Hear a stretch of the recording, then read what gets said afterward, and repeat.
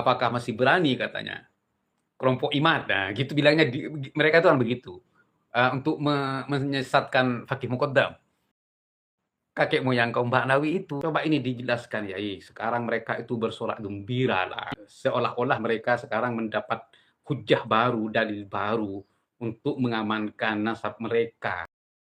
Itu kan kesimpulan yang tidak berdasar keilmuan.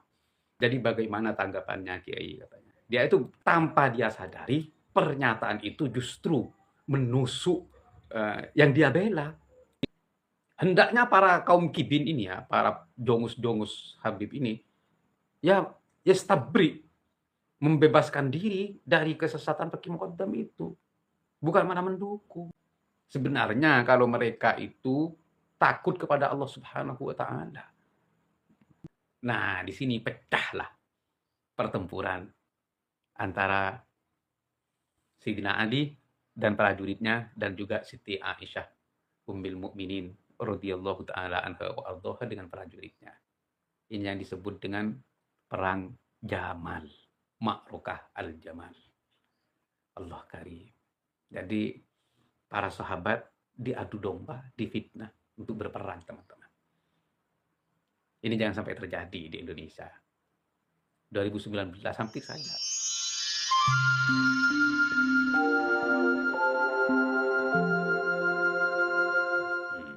Katanya mereka, kalau si Fakih Muqaddam itu disesatkan, terus anak cucunya yang nyeleneh, yang menyimpang dari syariat itu disesatkan, berarti Hadratus Syekh itu muridnya orang sesat dong. Dan kalian semua berarti pengikutnya muridnya orang sesat. Fakih Muqaddam yang mikrot 70 kali. Katanya dapat telur. Kalau mikrotnya Fakih Muqaddam dapat telur. Mikrot bohong ya. Nah,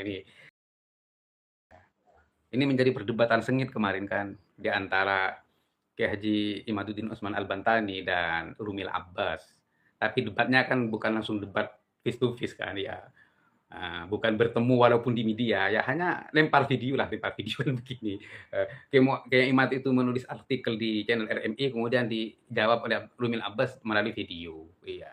Kalau di Timur Tengah itu ya, kalau debat para ulama ya, itu di Timur Tengah itu face to face walaupun melalui channel, melalui udara, langsung bicara langsung di channel YouTube.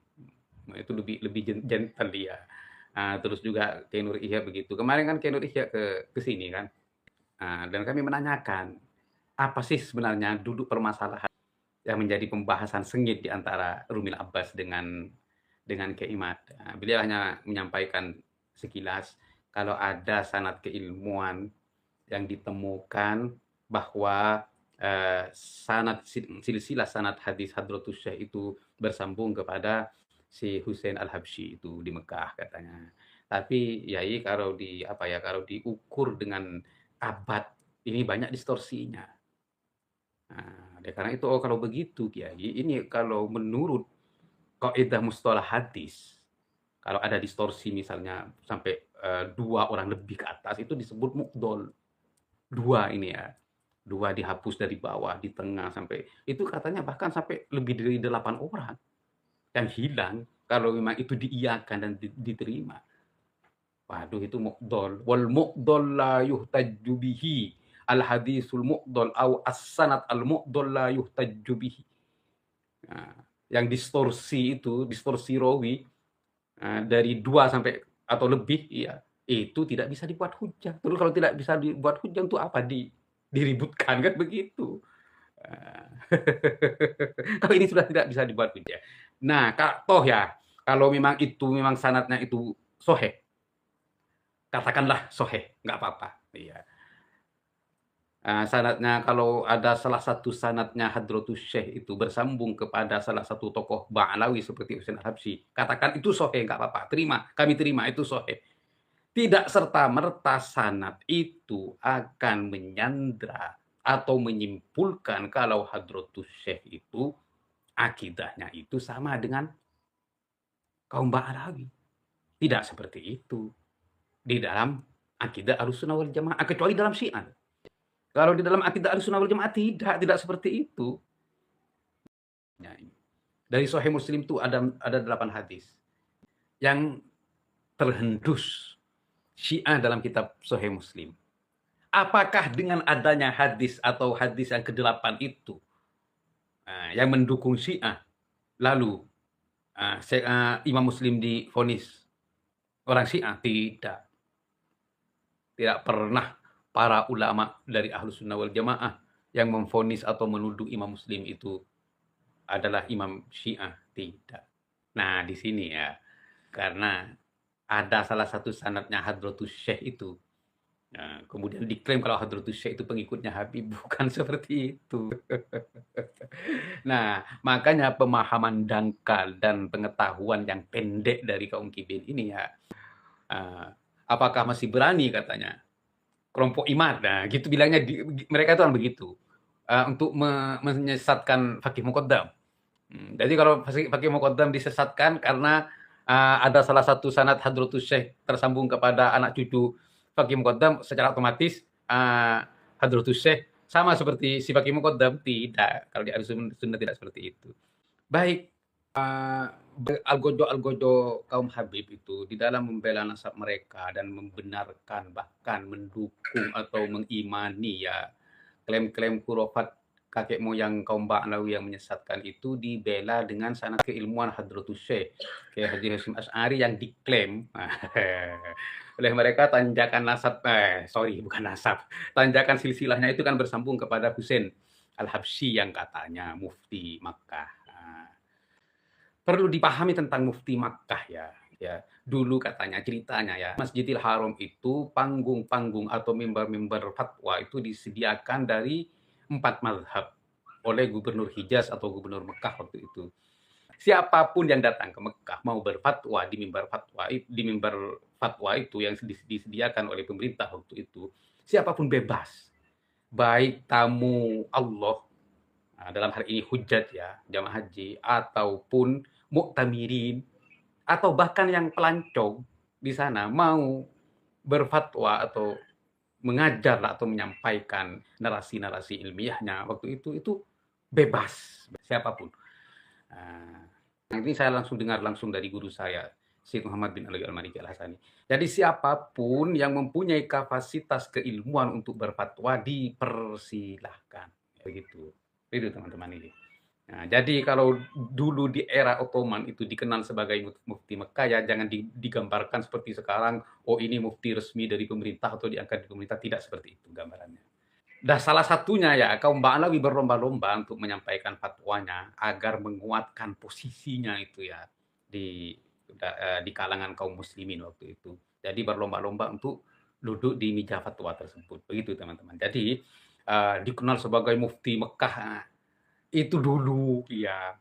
Jadi jangan digambarkan seperti sekarang kalau mufti Mekah berarti mendapatkan mandat dari pemerintah, itu tidak.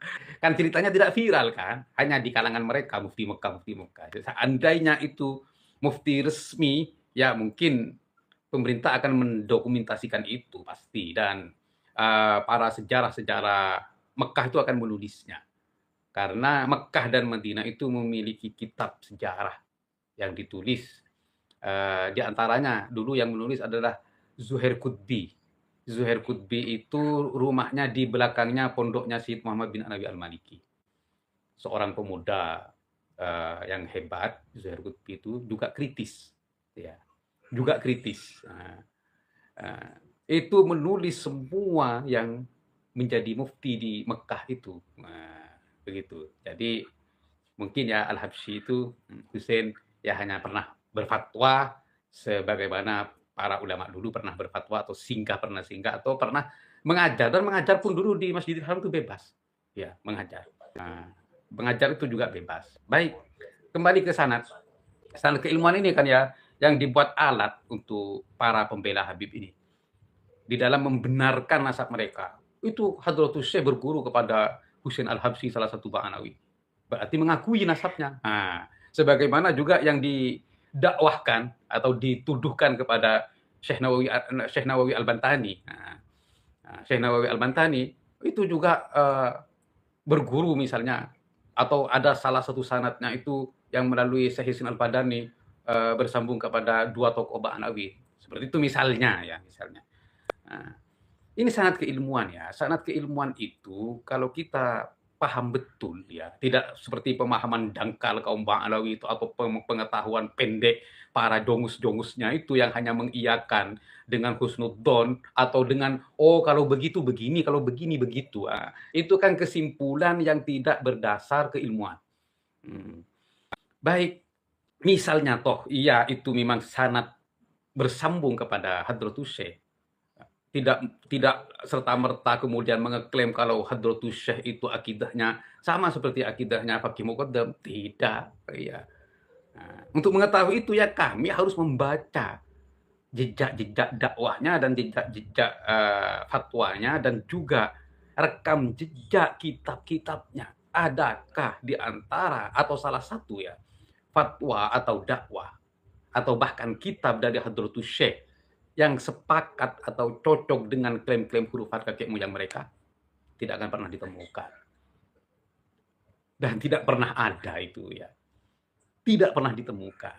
Ya. Kalau Hadratus Syekh mengiyakan klaim Fakih Muqaddam yang mengaku Allah. Atau salah satu kakek moyang kaum Ba'alawi yang mampu memadamkan api neraka jahanam misalnya. Tidak pernah ditemukan pernyataan yang seperti itu. Nah dari situ, dari jejak ilmiah, dari rekam jejak fatwa, dari rekam jejak dakwah. Dan bahkan kalau kita ya melihat apa ya pedoman Hadratus Syekh di dalam mendirikan Nahdlatul Ulama itu kontras dengan dakwahnya para kaum Habib, karena di situ Nahdlatul Ulama itu adalah sebuah wadah organisasi di dalam menyampaikan aspirasi-aspirasi dakwah para ulama yang rahmatan lil alamin. Ini beda kontras dengan si Imam Jombo mereka yang dakwah dengan teriak-teriak, dakwah dengan caci maki. Nah, itu kontras. Dari sini sudah apa ya? Dengan mudah kami ini bisa memilah akidah atau jalan dakwah atau metode dakwah atau konsep pergerakan dakwah dari Hadratus Syekh dengan mereka itu sangat kontras sekali, begitu teman-teman. Bahkan ya, kalau kita melihat Risalah Ahlus Sunnah wal Jamaah karya dari Hadratus Syekh, Risalah Ahlus Sunnah wal Jamaah, Hadratus Syekh menukil dari pernyataan Qadiyat dalam kitab Syifa'nya yang mengkafirkan siapapun yang mengeklaim dirinya itu dimi'rajkan ruhan wa jasadan. Nih, kontras sekali, bertolak belakang dengan si Fakih Muqaddam yang mengaku dirinya itu dimi'rajkan. Itu kontras. Hadratus Syekh berpegang teguh dengan pernyataan Qadiyat yang mengkafirkan seseorang yang mengeklaim dirinya itu dimi'rajkan. Nah, yang perlu kita pahami, kalau mi'raj para wali itu ruhi.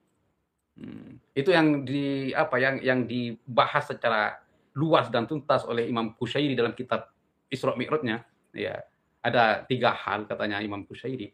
Adapun di antaranya yang mengeklaim mi'raj ruhan wa jasadan, aku tidak pernah mendengarnya dari siapapun. Tidak ada. Kecuali si Fakih Muqaddam. Itu katanya Imam Qushairi. Akan tetapi kalau mi'raj ruhi atau hatinya yang dimi'rajkan atau mi'raj di antara fil manam atau di antara di bawah alam sadar, itu aku banyak mendengarnya dan itu tidak bisa dipungkiri lagi. Itu katanya Imam Qushairi. Tapi kalau mi'raj ruhi dan jasad, ruh dan jasad, aku tidak pernah mendengarnya. Kalau memang toh itu ada, pasti akan ada pendapat lain. Itu katanya Imam Qushairi. Seperti itu teman-teman. Dan ini yang disalahgunakan ya. Pernyataan Imam Qushairi ini disalahgunakan oleh si Anjir Ubaidillah, yang Ustadz Anjir itu yang pembela Nasabah Alawi di dalam YouTube-nya. Dia itu tidak memahami betul tentang redaksi yang ditulis oleh para ulama, sehingga menukil kata-kata tersebut tanpa dia sadari pernyataan itu justru menusuk yang dia bela, bukan mendukung, bukan membantu, justru menusuk dan mematikan yang dia bela. Karena si Fakih Muqaddam itu klaim mi'rajnya itu ya dengan ruh dan jasad. Kenapa saya memastikan seperti itu, menyimpulkan seperti itu? Korena yang ditulis dalam kitab mereka, kitab Ba'lawi, seperti tunggangan Faqih Muqaddam wa dabbatul faqih ta'rifu turuqas sama kama ta'rifu turuqal ard. Yang artinya begini, dabbatul faqih, tunggangan si Faqih Muqaddam ini ya, kendaraan si Faqih Muqaddam, nah, yang di sebagian riwayat katanya kambing betina ya, itu hafal atau mengetahui semua jalan-jalan yang ada di langit sebagaimana mengetahui jalan-jalan yang ada di bumi ini. Saking seringnya. Ya. Hafal jalan-jalan di langit itu. Karena sering jalan-jalan di langit. Mi'raj dengan Faqih Muqaddamnya itu. Kalau memang mau ditakwil Mi'rajul wali as-shalah, terus tunggangan itu mau ditakwil apa? Dabbah itu, kendaraannya itu mau ditakwil apa? Mau ditakwil amal. Seperti ya sebagian kibin, ya dabbahnya itu amal katanya. Kok amal ini ya, paham jalan-jalan di langit, memangnya amal-amal perbuatan, amal soleh itu ada kakinya apa enggak? Kan begitu. Ada matanya apa enggak? Amal itu adalah sesuatu yang hissi yang tidak bisa diraba. Beda dengan tunggangan, beda dengan dabbah. Kalau baginda Nabi, ya tunggangan baginda Nabi ketika Isra Mi'raj itu jelas buruk dari surga. Bukan mengada-ngada seperti Faqih Muqaddam. Iya, sudah jelas dan disampaikan. Ukuran besarnya seperti apa, jenisnya seperti apa disampaikan oleh baginda Nabi. Lebih besar dikit dengan keledai, lebih kecil dikit daripada kuda. Seperti itu kan jelas sudah. Terus di kitab lain ya, ada di kitab lain. Nah, katanya para ulama itu katanya, tapi nggak disebut siapa saja ulama itu, selalu menunggu kedatangan Faqih Muqaddam turun dari langit untuk mendengarkan kabar-kabar tentang langit. Nah, katanya itu ada di kitab, tapi saya lupa kitabnya itu. Nah, kalau memang para ulama menunggu si Faqih Muqaddam itu, apa saja kabar langit, coba sebutkan 1 sampai 3 yang dibawa oleh Faqih Muqaddam yang disampaikan kepada para ulama. Dan siapa saja ulama yang menyaksikan kedatangan Faqih Muqaddam dari langit itu, sebutkan. Itu tahayul semua, hayalan semua. Kembali terhadap sanad keilmuan. Ya, akun Raden kemarin di TikTok itu menanyakan, coba ini dijelaskan ya, sekarang mereka itu bersorak gembira lah, sepertinya karena menemukan angin surga. Seolah-olah mereka sekarang mendapat hujah baru, dalil baru untuk mengamankan nasab mereka melalui lisan-lisan kibin-kibinnya ini ya. Mereka itu sekarang bersorak gembira karena Hadratus Syekh itu mempunyai silsilah sanad keilmuan itu yang bersambung kepada kakek moyang mereka melalui Husain Al-Habsyi. Jadi bagaimana tanggapannya Kiai katanya? Kalau dalam akidah Ahlussunnah wal Jamaah, sanad keilmuan itu ya tidak menyandra seseorang. Artinya ya, misalnya sekarang saya punya silsilah sanad terhadap orang Syiah. Tidak bisa dipastikan atau divonis kalau saya ini Syiah sama seperti sambungan silsilah sanadnya. Saya kasih contoh. Sahih Muslim. Ada 8 hadis dalam kitab Sahih Muslim. Nah, ini diperhatikan ya. 8 hadis yang ada di kitab Sahih Muslim itu yang terindikasi mendukung tasayyuh Syiah. 8, bukan cuma 1. Kalau dalam Bukhari 1.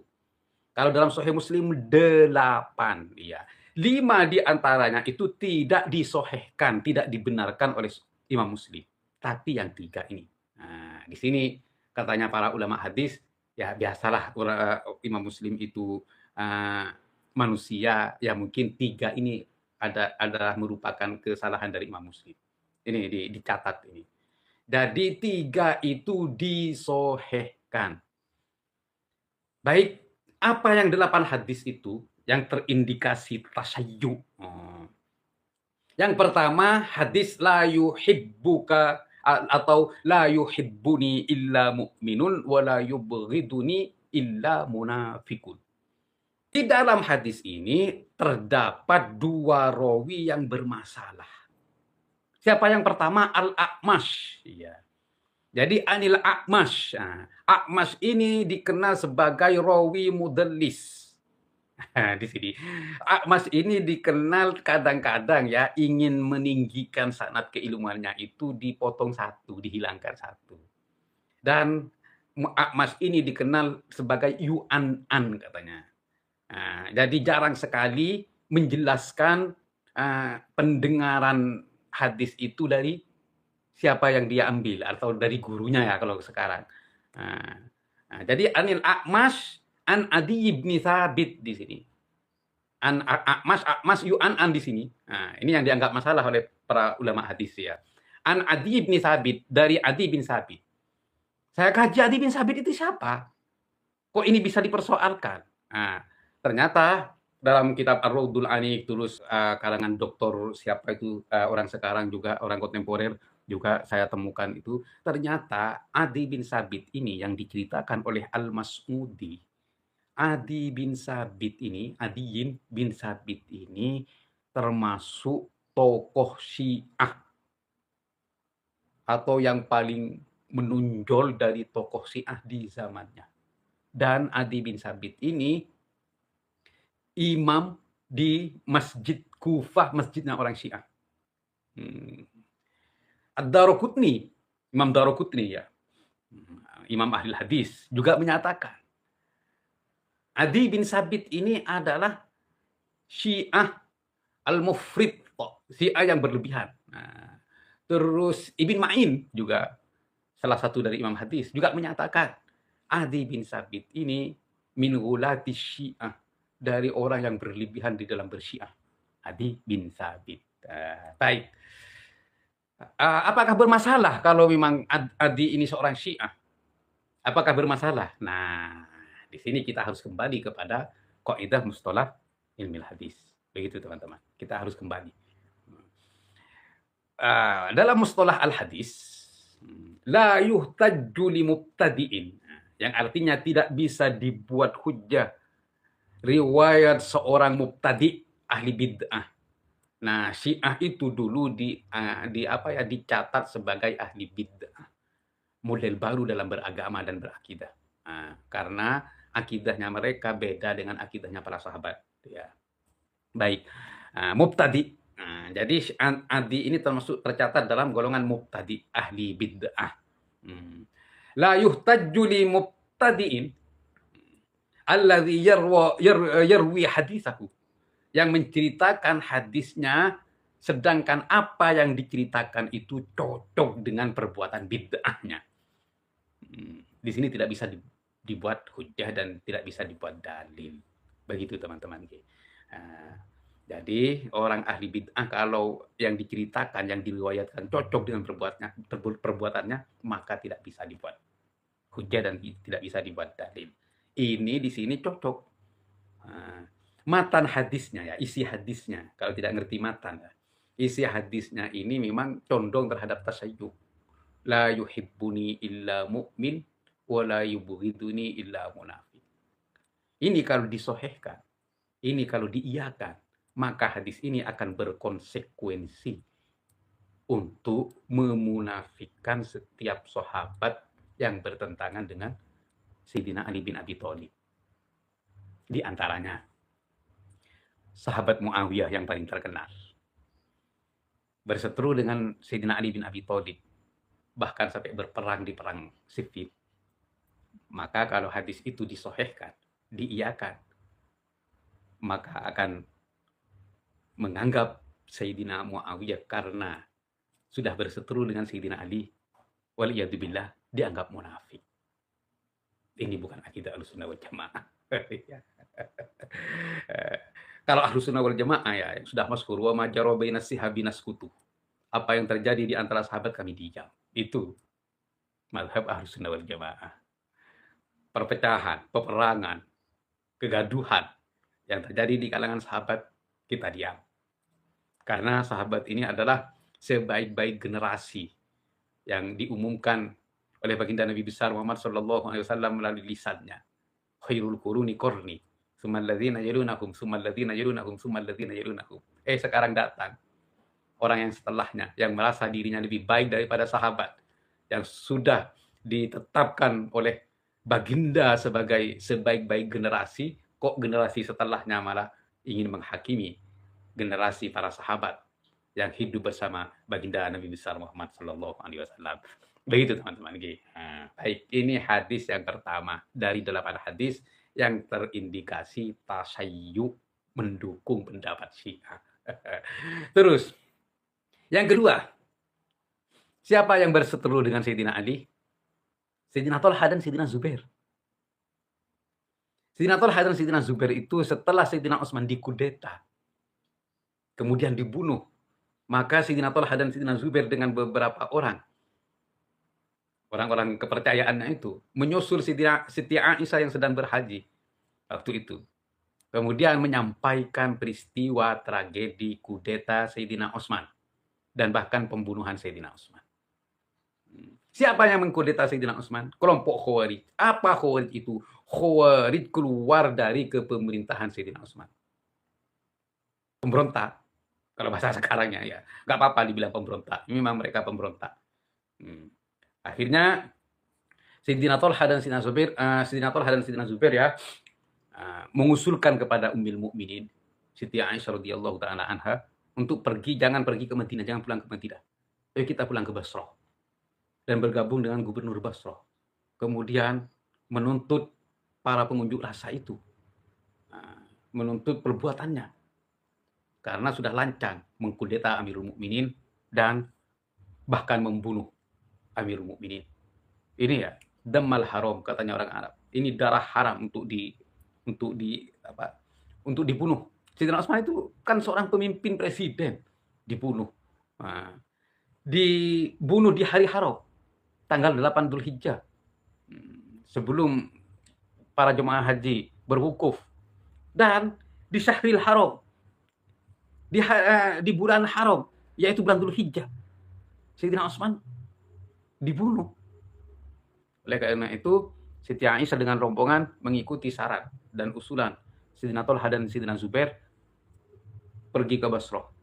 Nah, di sini ya, karena kelompok Khawarij yang sudah mengkudeta Sayyidina Utsman itu takut untuk dihakimi, untuk dikisos, maka menyerang Siti Aisyah dan rombongannya. Tapi Sayyidina Thalhah dan Sayyidina Zubair mampu mengalahkan mereka.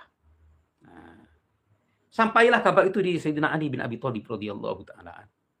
Akhirnya Sayyidina Ali, wah ini berbahaya nanti kalau beliau itu sampai di Basrah, maka akan terjadi peperangan. Akhirnya Sayyidina Ali menyusul Siti Aisyah agar pulang ke Madinah untuk menjemput tujuannya.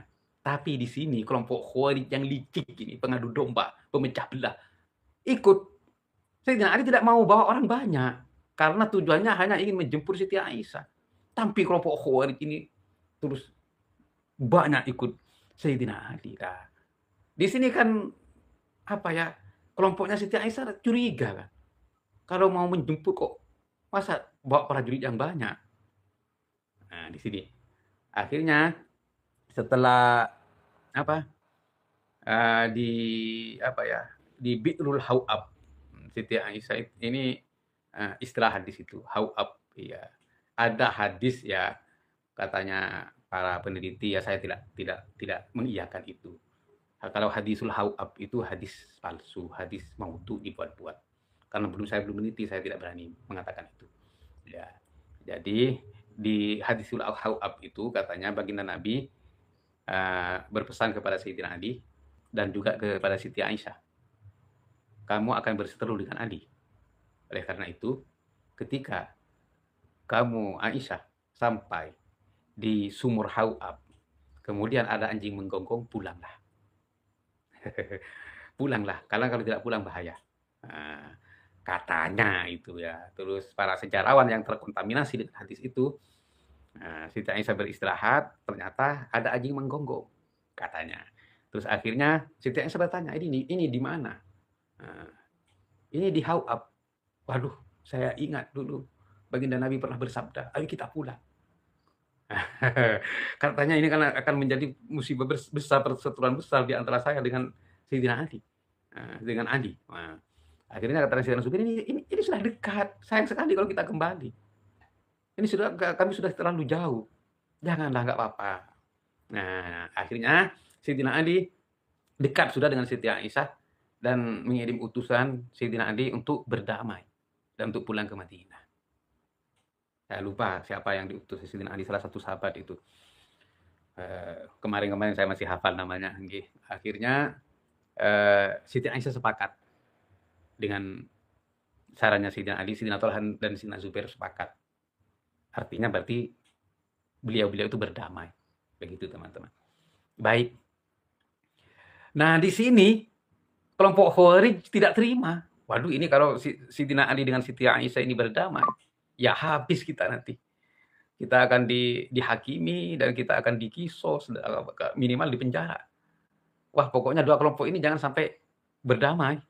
Nah di sini akhirnya dari kelompok mereka ya karena dulu ya tidak ada handphone, tidak ada apa ya, menjelang subuh ada yang menyusup dari kelompok Khawarij itu terhadap pasukan atau prajuritnya Siti Aisyah. Menyusup beberapa orang di sana, kemudian ini penyusup ini menyerang prajuritnya Sayyidina Ali. Padahal ini dari prajuritnya Sayyidina Ali loh yang berangkat bersama-sama di Madinah, tapi menyusup. Di waktu semua prajurit itu terlelap tidur, di sini ada penyusup. Untuk apa? Biar berperang ini memang. Karena kehendak mereka ya biar berperang, kemauan mereka berperang. Nah, akhirnya yang kelompok ini menyerang prajuritnya Sayyidina Ali. Kaget loh, kami diserang kan begitu. Akhirnya prajuritnya Sayyidina Ali ini menuduh Sayyidina Thalha, Sayyidina Zubair dan Siti Aisyah tidak konsisten dengan perdamaian yang sudah disepakati. Ini tadi kok sepakat damai, loh kok sekarang menyerang. Spontan mereka bangun prajuritnya Sayyidina Ali juga menyerang.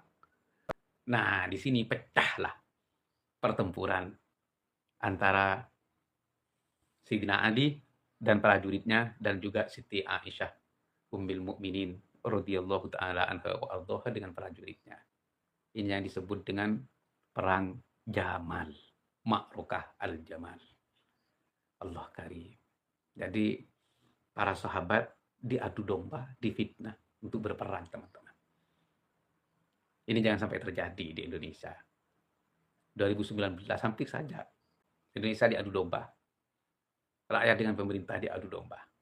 Antara kelompok oposisi, pendukung oposisi dan pendukung pemerintah juga diadu domba. Alhamdulillah dengan pertolongan Allah Subhanahu wa taala tidak jadi perpecahan seperti perpecahan di Timur Tengah, di negara-negara Timur Tengah yang berujung terhadap peperangan. Nah, ribuan sahabat gugur. Sayyidina Thalha pun gugur. Sayyidina Ali menangis. Wahai sahabatku, itu katanya Sayyidina Ali. Aku tidak mampu menyaksikan pemandangan ini. Mungkin ya, seandainya saya tahu, maka aku meminta kepada Gusti Allah. Seandainya aku dimatikan lebih dulu daripada harus menyaksikan sahabatnya ini gugur dalam peperangan. Begitu teman-teman. Nah, yang menjadi titik serangan kaum Khawarij ini sebenarnya Siti Aisyah. Untanya Siti Aisyah. Apa kalau unta yang ada ada tempatnya itu? Itu yang diserang. Nah, dari sebagian sejarah mencatat Sayyidina Ali selalu menghalau busur-busur yang menuju kepada tempat spanduk yang ada di atas unta itu. Itu Sayyidina Ali. Kemudian Sayyidina Ali berteriak dan mengangkat spanduk itu sehingga peperangan itu reda. Begitu teman-teman. La haula wala quwata illa billah. Nah, di sini ya. Kalau memang hadis tadi itu disohehkan, la yubghiduni la yuhibbuni illa mu'min wa la yubghiduni illa munafiq. Ini akan berkonsekuensi, akan memunafikan waliyadzubillah Sayyidina Thalha dan Sayyidina Zubair karena sudah berseteru dengan Sayyidina Ali. Yang berseteru itu pasti akan benci, marah. Tidak mungkin perseteruan ini terjadi kalau tidak didasari atau diawali dengan marah. Kan begitu. Oleh karena itu para ulama hadis sepakat kalau hadis la yuhibbuni illa mu'min wa la yubghiduni illa munafiq itu adalah hadis mungkar. Bahkan di dalam kitab Ar-Raudhul Anik itu dipastikan hadis ini mendekati hadis muttafaq alaih. Karena di zamannya itu hampir ittifaq semua ulama hadis kalau hadis ini adalah hadis mungkar. Iya. Jadi kalau ini diiyakan dan disohehkan, Khawarij yang mengeklaim dirinya itu sebagai pecinta Sayyidina Ali, maka mereka lah yang mukmin. Dan para sahabat yang berseteru dengan Sayyidina Ali, maka beliau-beliau dianggap munafik. Nah, hadis ini ya. Astagfirullahaladzim. Iya. Jadi mereka pelaku kejahatan, kelompok Khawarij itu, dan mereka menuduh orang lain yang salah, menganggap dirinya yang benar. Karakter yang seperti ini sama dengan karakter siapa? Ayo. Yang berteriak-teriak menghina pemerintah, memfitnah pemerintah setelah dipenjara, oh kriminalisasi ulama. Seandainya dia tidak kriminal ya, tidak berteriak-teriak. Nah, ya berdakwahlah yang benar, nggak usah ngajak perang, nggak usah memfitnah pemerintah. Ya kan nggak ada yang mengusik mereka. Kan begitu. Ini loh kalau di Arab Saudi, wah kejam ini hukumannya. Kalau ada rakyat yang berani mengusik pemerintah, waduh, hilang itu. Makanya di Arab Saudi rakyatnya itu tidak berani. Beda kalau di sini berani semua. Ya karena berteriak-teriak dibiarkan kan begitu. Astagfirullahaladzim. Begitu teman-teman. Ini hadis yang terhendus Syiah dalam kitab Sahih Muslim. Sebenarnya hadis yang 8 ini saya mau bahas satu persatu. Di mana kerancuan sanadnya. Dan di mana kerancuan matan hadisnya. Tapi waktunya tidak cukup. Dari Sahih Muslim itu ada 8 hadis. Saya sebut semua secara global, tapi yang saya bahas secara detail hanya 2 hadis. Ya. Yang terhendus Syiah dalam kitab Sahih Muslim. Apakah dengan adanya hadis atau hadis yang ke-8 itu yang mendukung Syiah, lalu Imam Muslim divonis orang Syiah? Tidak. Tidak pernah para ulama dari Ahlus Sunnah wal Jamaah yang memvonis atau menuduh Imam Muslim itu adalah Imam Syiah. Tidak. Nah, di sini ya. Para kaum kibin ini karena ada salah satu sanadnya Hadratus Syekh itu. Nah, kemudian diklaim kalau Hadratus Syekh itu pengikutnya Habib, bukan seperti itu. Nah, jadi salah satu sanadnya Hadratus Syekh dibuat hujah dalil oleh mereka untuk membela nasab junjungannya, yaitu kaum Habib, dan untuk membela klaim-klaim sesat para kakek moyang kaum Ba'lawi itu yang mengaku Allah, mengaku serah terima jabatan dengan Allah, mengaku mi'raj berkali-kali, mengaku bisa memadamkan api jahanam, mengaku sudah jalan-jalan di surga, kalau rumput surga itu kuning keemasan, terus mengaku menyuruh dan memerintahkan atau menganjurkan nyemek-nyemek payudara di jalan. Itu berarti ini harus diiyakan. Kalau tidak diiyakan maka Hadratus Syekh juga, katanya mereka ini ya, bukan kata saya. Ya pengikut mereka kan begitu. Klaim sepihak. tidak punya dalil di dalam membela junjungannya, akhirnya ngawur. Sanad keilmuan dah dibuat dalil, dibuat tameng untuk membela junjungannya. Begitu teman-teman. Kalau Ahlussunnah wal Jamaah tidak seperti itu. Kalau memang gurunya salah misalnya, katakanlah si Fakih Muqaddam, hendaknya para kaum kibin ini ya, para jongus-jongus Habib ini, ya yastabri, membebaskan diri dari kesesatan Fakih Muqaddam itu. Bukan malah mendukung, bukan malah membenarkan atau mengiyakan. Sebenarnya kalau mereka itu takut kepada Allah Subhanahu wa Ta'ala. Ini kok perbuatan sesat, klaim sesat ini didukung, bahkan diiyakan, bahkan dibenarkan. Berarti ini sudah terjerumus dalam fanatik buta. La haula wala quwata illa billah. Wal iyadu billah. Izin nyimak nggih, monggo.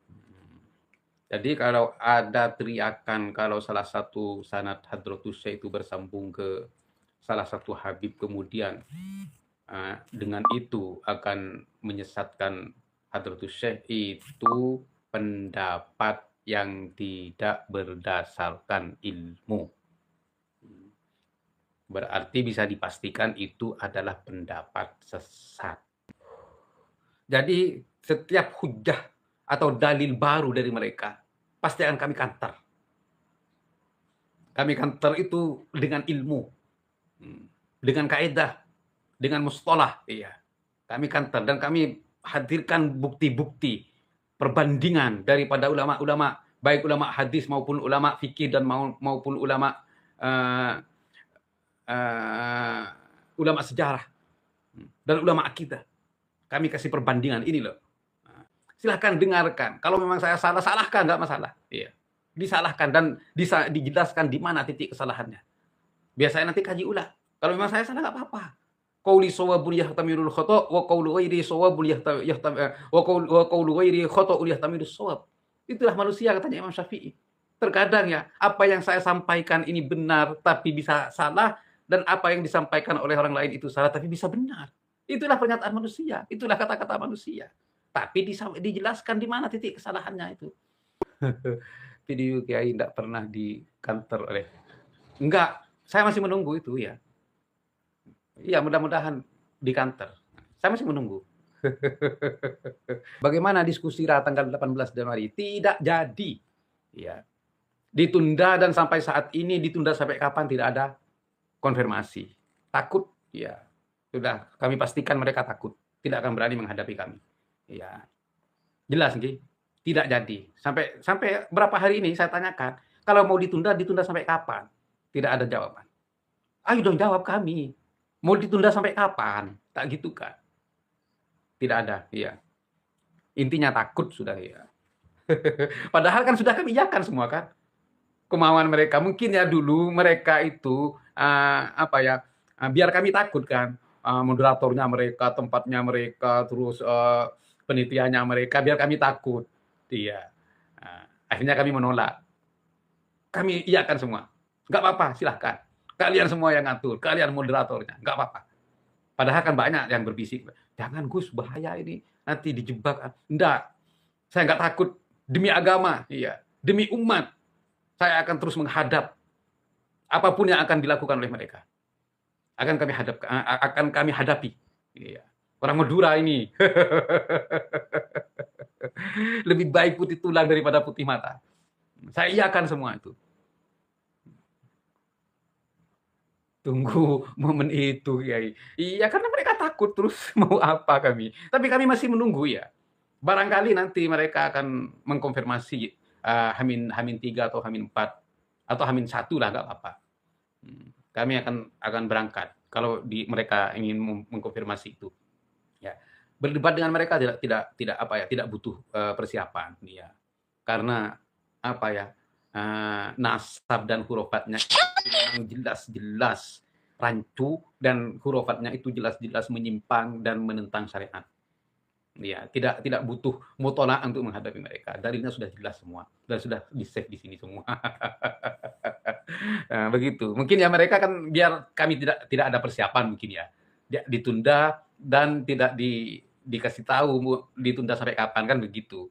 Ditunda. Tapi mereka tidak mengasih tahu untuk ditunda sampai kapan. Mungkin nanti dadakan lah. Gak apa-apa, iya. Walaupun nanti dadakan ya, dikasih tahu dadakan, gak apa-apa. Kami akan hadapi mereka.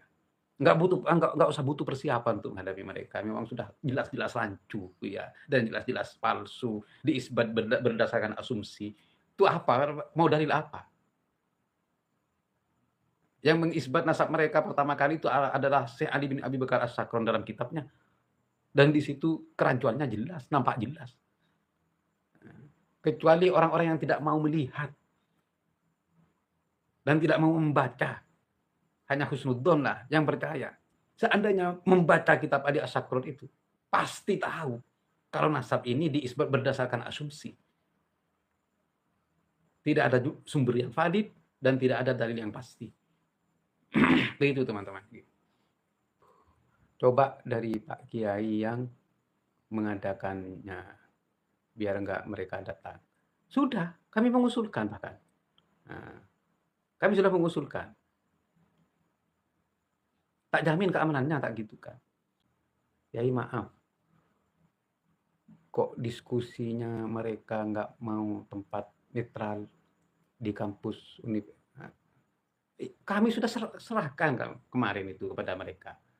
Tempat moderator, penitia, itu mereka semua sudah kami iakan.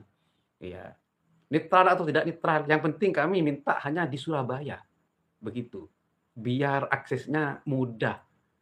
Kalau ada dari teman-teman kami yang ingin menyaksikan, itu mudah aksesnya. Nah, dan Surabaya adalah ikon Jawa Timur. Itu yang kami usulkan. Di Surabaya, jangan di mana-mana. Kami akan datang ke Surabaya. Tak gitu kan. Tempat terserah mereka sudah. Dimanapun yang penting di Surabaya. Sudah tak usulkan kemarin. Dan kami juga mengusulkan kepada mereka. Kalau memang kami mau jadi tuan rumah, kami akan mengundang mereka. Ya, katanya utusannya itu masih mau disampaikan. Begitu, teman-teman.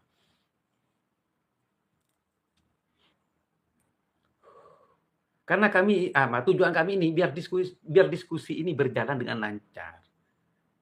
Kami sudah sudah mengabaikan dan tidak memperhatikan tentang keamanan, tentang segala antisipasi yang akan terjadi. Padahal banyak bisikan, jangan ya nanti itu jebakan, banyak. Saya Zulfikar pun, kami kemarin kan bertemu di Al-Qadiriyah, ada acara mantenan di PP Al-Qadiri Jember. Beliau kan menjadi kori. Saya sampaikan tuh, bahaya ini, hati-hati katanya. Enggak apa-apa ya, biar menjadi mudah-mudahan biar menjadi solusi dalam polemik nasab ini barangkali. Dari diskusi itu ada hikmah-hikmah yang menjadi solusi untuk umat. Karena sudah berapa tahun ini. Kami iakan nggak apa-apa, nggak masalah. Kalau soal diri saya itu sudah saya abaikan demi umat, gitu kan memang. Iya. Wah, berani. Iya, nggak apa-apa demi umat, tak gitu kan memang. Jadi itu sudah bisa dikatakan gagal. Walaupun dia masih berkata ditunda sampai saat ini, ditunda ke bulan apa dan tanggal berapa, hari apa, tidak ada jawaban. Begitu. Ya sudah, saya anggap dengan teman-teman, wah sudah ini gagal sudah ya. Begitu. Yai Ba'alawi itu kan suka menipu. Pertanyaan saya, gimana dengan sesama Ba'alawi sendiri? Gimana cara mereka tahu bahwa mereka nggak akan ditipu oleh sesamanya? Mereka itu kalau sesamanya kompak, ya. Nah, beda dengan kalangan kita. Gitu. Ini kan sekarang sangat keilmuan teman-teman ya, yang dijadikan tameng ya, dijadikan hujjah untuk membenarkan nasab mereka, mengisbat nasab mereka dan membenarkan klaim-klaim khurafat yang menyesatkan dari kakek moyang mereka itu. Jadi karena Hadratus Syekh atau misalnya Syekh Nawawi Al-Bantami, sanad keilmuannya itu bersambung kepada salah satu habib misalnya, dengan otomatis itu menurut mereka ya, dengan otomatis berarti karena sanad keilmuannya bersambung, maka mereka itu bagian dari Ba'alawi. Bukan. Enggak seperti itu kalau dalam Ahlussunnah wal Jamaah. Oleh karena itu kami kasih contoh dari Imam Muslim dalam kitab Sahihnya. Yang terdapat di dalam kitab Sahihnya itu ada 8 hadis yang terindikasi tasyayyu mendukung Syiah. Apakah Imam Muslim? Karena dalam kitab Sahihnya ada 8 hadis yang mendukung Syiah. Bahkan Imam Muslim mengambil sanad dari tokoh-tokoh Syiah yang saya sebutkan tadi, tokoh Syiah yang menonjol yaitu Adi bin Sabit. Terus yang diantaranya juga Imam Muslim meriwayatkan tentang tokoh khurafiyah dari Wais Al-Qarni. Wais Al-Qarni ini tentaranya Sayyidina Ali ketika berperang di perang Siffin melawan Sayyidina Muawiyah. Wais Al-Qarni itu gugur dalam peperangan itu. Ini Wais Al-Qarni ini ya dibuat didesain sedemikian rupa, terus disucikan, diuaukan, disanjung setinggi langit, sehingga banyak dari kalangan kita ya tertipu dengan cerita Wais Al-Qarni itu. Dan banyak para lora ya di antaranya yang anaknya itu diberi nama Wais Al-Qarni. Siapa Wais Al-Qarni itu? Yang sesungguhnya. Begitu nggih. Sudah saya jelaskan nggih, tapi tentang Wais Al-Qarni belum saya jelaskan secara detail. Insya Allah nanti di segmen berikutnya, insya Allah akan kami jelaskan nggih. Apakah dengan 8 hadis yang mendukung Syiah itu atau yang diambil riwayatnya itu oleh Imam Muslim yang kemudian diletakkan dalam kitab sahihnya itu berarti menyimpulkan kalau Imam Muslim itu Syiah? Tidak. Tidak satu pun dari para ulama Ahlus Sunnah wal Jamaah dan para ulama hadis yang menyimpulkan kalau Imam Muslim itu Syiah, tidak ada. Iya. Walaupun terdapat sanad keilmuan dari Imam Muslim yang bersambung kepada tokoh Syiah, kan hanya beberapa saja. Kalau misalnya Hadratus Syekh hanya 1 atau 2, kan hanya beberapa itu. Abul Hasan Al-Asy'ari, pendiri mazhab Asy'ariyah, Ahlus Sunnah wal Jamaah, gurunya itu Mu'tazilah, bahkan perumus Mu'tazilah. Tokoh paling menonjol di Mu'tazilah, yaitu Abu Ali Al-Jubai. Itu gurunya sekaligus ayah tirinya. Tapi setelah Abul Hasan Al-Asy'ari mengkaji pendapat-pendapat Mu'tazilah yang menyimpang dari Al-Quran tentang keesaan Allah, maka Abul Hasan Al-Asy'ari atlet mundur. Tapi sebelum mundur yang menanyakan itu, kebenaran itu. Semoga bermanfaat. Wallahul muwaffiq ila aqwamit thoriq. Wassalamualaikum warahmatullahi wabarakatuh.